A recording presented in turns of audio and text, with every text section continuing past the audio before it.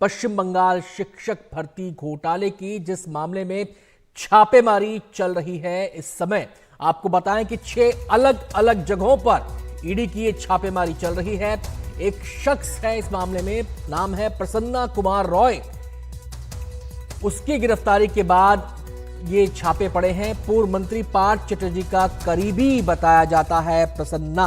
आपको बताएं कि इस शिक्षक भर्ती घोटाले ने पश्चिम बंगाल से लेकर दिल्ली तक भूचाल एक प्रकार से मचा दिया था। सियासत में हलचल तेज हो गई थी। पार्थ चटर्जी को गिरफ्तार किया गया, जुडिशियल कस्टडी में वो पहुंचे।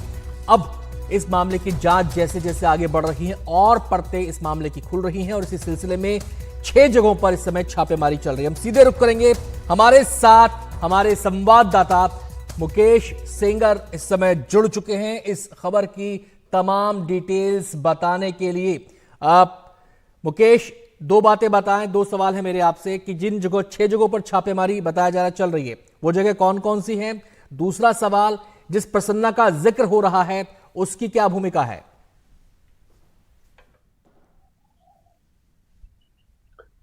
देखिए, पश्चिम बंगाल में जो ईडी की टीम है वो 6 जगहों पर छापेमारी कर रही है, जिसमें 24 परगना है, कोलकाता है, नागेर है।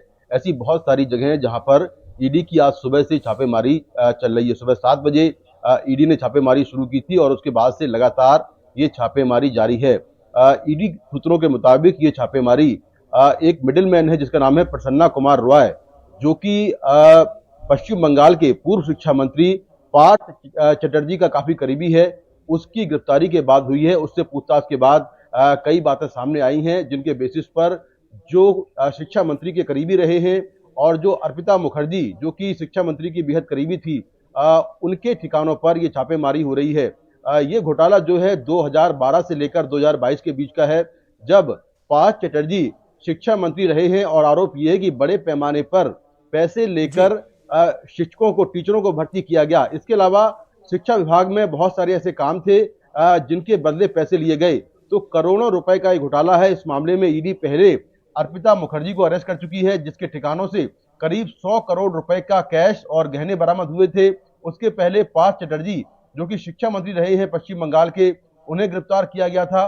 तो लगातार ईडी इस पूरे मामले में बड़ी कार्रवाई करती आ रही है। अब एक बार फिर से ईडी की टीम पश्चिम बंगाल में 6 लोकेशन पर छापेमारी कर रही है और ये छापेमारी। मुकेश, ये बताएं कि छापे पहले भी पड़े थे, अब प्रसन्ना की गिरफ्तारी के बाद क्या कुछ नए ऐसे पहलू सामने आए हैं जो अब तक जांच में नहीं आए थे? उसके बाद ये छापेमारी फिर से की गई है, क्या कुछ नए तथ्य सामने आए हैं?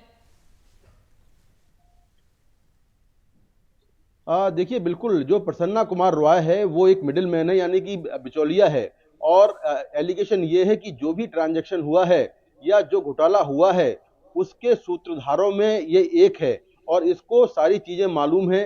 तो इससे जब अरेस्टिंग हुई और इससे पूछताछ हुई, तो पूछताछ के बाद इसने बहुत सारे नए नाम बताए हैं जो कि इस घोटाले में इन्वॉल्व हैं। तो उनके ठिकानों पर अब ईडी इससे पूछताछ के बाद इसकी निशानदेही पर ये छापेमारी कर रही है और निश्चित तौर पर ईडी इस पूरे मामले में पहले भी कई बार रेड कर चुकी है और बड़े पैमाने पर कैश और गहने बरामद हुए हैं। जो डॉक्यूमेंट्स हैं वो ईडी ने सीज किए हैं, जो कि शिक्षा विभाग में जो लोग भर्ती हुए थे उनको लेकर जो डॉक्यूमेंट्स हैं वो सीज किए गए हैं।